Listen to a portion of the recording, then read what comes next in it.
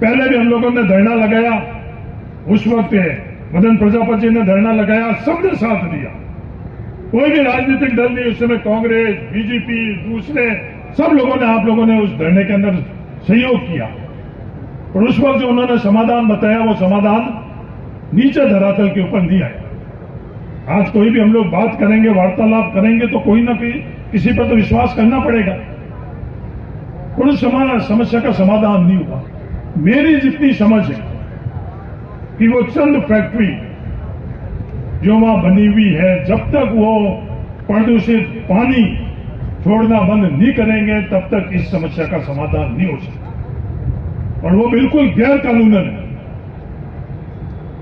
प्रशासनिक तौर पर यह स्थिति, सरकार के तौर पर जो स्थिति है, वो आपसे छुपी हुई नहीं है। मैं सरकार के अंदर नहीं हूं, प्रतिपक्ष में हूं। बहुत आसान है कि मैं सरकार के संदर्भ में कोई भी बात करूं।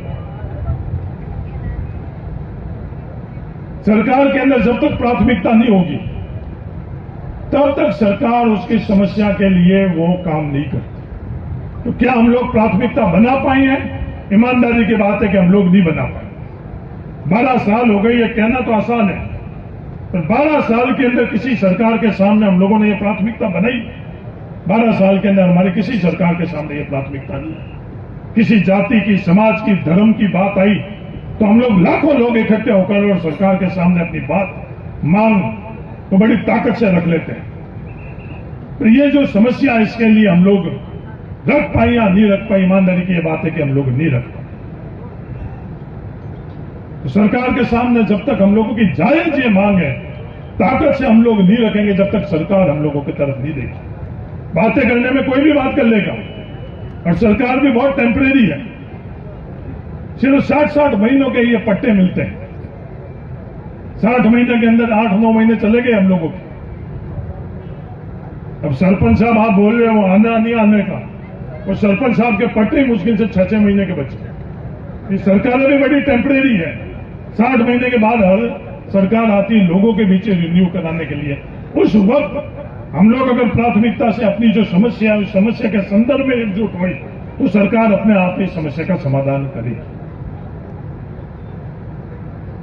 अब अंत के अंदर हम लोगों के सामने क्या विकल्प रह जाता? न्यायपालिका। न्यायपालिका के माध्यम से हम लोग रात इस समस्या के समाधान के अंदर हम लोग रहे। तो न्यायपालिका के अंदर भी 2 दिशा के अंदर ये प्रदूषण के संदर्भ में है। एक तो एनजीटी और दूसरा हाईकोर्ट और सुप्रीम कोर्ट। जो एनजीटी के संदर्भ के अंदर हम लोगों के यहां जो फैसला हो, वो फैसला ईमानदारी से लागू हो रहा है या नहीं हो रहा है? वो फैसला लागू नहीं हो रहा। एनजीटी ने जो फैसला दिया है, वो फैसला आज के समय में हम लोगों के यहां लागू नहीं हो रहा है। ये जब पानी का सैंपल लेकर जा रहे हैं, जब बारिश बढ़िया हो जाती है, जब ये सैंपल उठाकर वो लेकर जाते हैं, उस सैंपल के अंदर क्या दिखेगा? वो प्रदूषित है, वो केमिकल थोड़ी दिखेंगे, बिल्कुल भी नहीं दिखेंगे। तो हम लोगों को ये लड़ाई 3 दिशा के अंदर लड़नी पड़ेगी, एकजुट होकर लड़नी पड़ेगी और सबको साथ में लेकर लड़नी पड़ेगी। समाज की जब हम लोगों की बात आती है, किसी भी समाज की, हम लोग राजनीति की कभी उस मन से बात करते हैं या नहीं करते हैं? कैसे घोड़े से घोड़ा भिड़ाकर और सब साथ में बैठते हैं? बैठते नहीं बैठते? 36 कौम की सब नहीं बैठते हैं। आज भील समाज के आज रामसर के अंदर आयोजन है, तो वहां राजनीति की बात हो रही है? किसी भी प्रकार की राजनीति की बात नहीं हो रही। वो सिर्फ बात कर रहे हैं, मूल मुद्दे की बात कर रहे हैं कि हमारे आदिवासियों के संदर्भ में जब बात हो रही है, फिर क्या हम लोग हमारे इस मुद्दे के लिए सब इस तर्क पर, इस तरीके से हम लोग एकजुट हो सकेंगे? हो सकेंगे तो न्याय मिलेगा, नहीं हो सकेंगे तो न्याय नहीं मिलेगा। ये बड़ी ईमानदारी से मैं आपको बात करूं, वरना सब आएंगे, सब अपनी बात करेंगे, सब लोग चले जाएंगे। मैं तो ईमानदारी से बात कर रहा हूं कि मैं आपके इसमें सहयोग के लिए आया हूं। कई लोग ये कहेंगे मैं पूर्ण तरह से इसमें शामिल हूं। पूर्ण तरह शामिल होने से वो समस्या का समाधान नहीं मिलेगा। इन तीनों दिशा के अंदर हम लोग कैसे संघर्ष करें? बात इस संदर्भ में प्रशासनिक तौर पर जो सरकार है उसके संदर्भ में, और न्यायपालिका के अंदर, और सरकार के उस सामने दबाव कैसे होता है वो आप अच्छी तरह से जानते हैं। आज हम लोग जितने इकट्ठे हुए उसमें दबाव नहीं हो। आज धार्मिक आयोजन अपने कायम ही हो जाए, आज भजन संध्या कायम ही हो जाए अपने, तो कितने अपन लोग इकट्ठे होते हैं वो अपन लोगों को अच्छी तरह से पता है। अपने भाई दोस्त गिनाइत समाज सब आ जाते हैं। पर आज ये जब तकलीफ हम लोगों के साथ में है तो तकलीफ सबके साथ होगी, पर आज हम सब लोग यहां इकट्ठे नहीं हुए। जो मूल कारण है वो मूल कारण ये है, उसमें दोषारोपण किसी में भी करना चाहिए तो अपन दोषारोपण कर सकते। अब ये जो प्रदूषण हो रहा है जोधपुर के अंदर, क्या इसकी समस्या का समाधान उन फैक्ट्रियों के पास है या सरकारों के पास है? जहां भी हिंदुस्तान में टेक्सटाइल की जो फैक्ट्रियां लगी हुई है, वो तमाम टेक्सटाइल की फैक्ट्री नदी के ऊपर क्यों लगी हुई? इस बात को आपको समझने की जरूरत है। कहीं भी हिंदुस्तान के अंदर कहीं टेक्सटाइल की फैक्ट्री लगी हुई है तो नदी के ऊपर क्यों लगी हुई? अगर साफ सुथरा पानी अगर वो छोड़ सकते हैं, और साफ सुथरा पानी तो हर कोई चाहता है, कौन नहीं चाहता है साफ सुथरा पानी के लिए?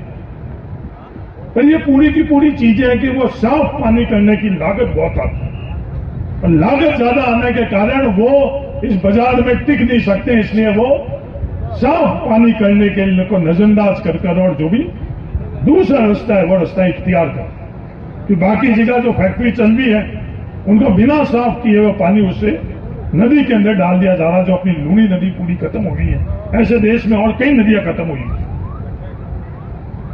तो वो सिर्फ और सिर्फ ये जो जड़ है, ये जड़ आर्थिक जड़, इस बात को अपन को समझने की जरूरत है कि आर्थिक तौर के ऊपर कैसे फायदा मिल सके, उसके कारण हम सब लोगों के साथ में अन्याय हो रहा है।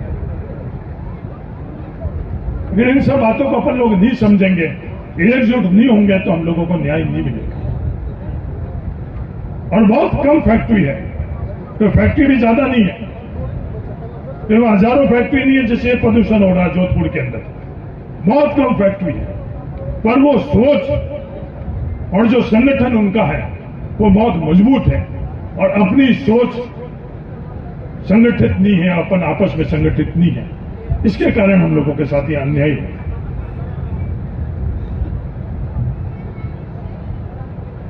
अब इस आंदोलन को आगे कैसे दिशा में लेकर जाना है ये आप लोग तय करो। मैं आपको ये विश्वास दिला सकता हूं कि जहां भी मेरी आवश्यकता पड़ेगी इस आंदोलन में आप लोगों के साथ में। मैं लंबे चौड़ी बातें करने की मैं सरकार को झुका दूंगा, मैं ये समस्या का समाधान ये करा दूंगा, 2-4 अक्षर पैकेट बजाने जैसे और 50 अक्षर और करवा दूंगा, ये बहुत आसान चीजें हैं, पर हकीकत क्या है वो अच्छी तरह से आप लोग जानते हैं। तो मेरा तो आप सब लोगों से भी ये निवेदन है कि आप जो आज तक 5 ग्राम पंचायत है, और ये सब लोग जो हम लोगों के यहाँ जो हमारे समाज में सक्रिय लोग हैं, वो सब आप लोगों से जुड़े हुए, उन सबको आप एक जाजम पर बैठाओ, सबको एक जाजम पर बैठाओ, सबको एक साथ में लेकर आओ, क्योंकि हमारी लड़ाई के अंदर विवाद होता है। हमारे अन्याय करने वाली ताकतें हमारे को बांटती है और हमारे में आपस में विवाद करवाती है। ये बात भी आप समझ सकते। हम लोग आपस में कैसे संगठित हुए, पड़ोस के अंदर, जैसे कल्याणपुर तहसील की बात नहीं है, पचपदरा तहसील में भी एक ही ये समस्या है, सिंदरी में भी एक ही ये समस्या है। सब लोग बैठकर और आपस के अंदर हम लोग संगठित होकर और इसको आगे बढ़ाएंगे, जब जाकर हम लोग आगे इस समस्या के समाधान के संदर्भ में कुछ कदम आगे बढ़ सकते। हाईकोर्ट के अंदर भी हम लोगों को इस समस्या के संदर्भ के अंदर PIL लगानी चाहिए।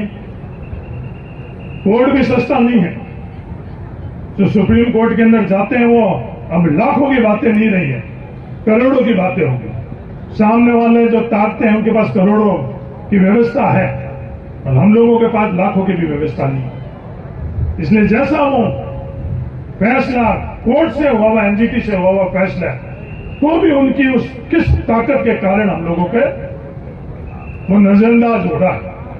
बाकी के कोर्ट के कारण आज थोड़ी सी भी कर लो, आज चलकर 4 आदमी अपन यहां खड़े हो जाएं, 100% अपने खिलाफ कानूनन कार्रवाई होगी। 99.9 नहीं है, अपने परिवार के पुलिस के लोग हैं, इनको मजबूरन अपने खिलाफ कार्रवाई करनी पड़ेगी।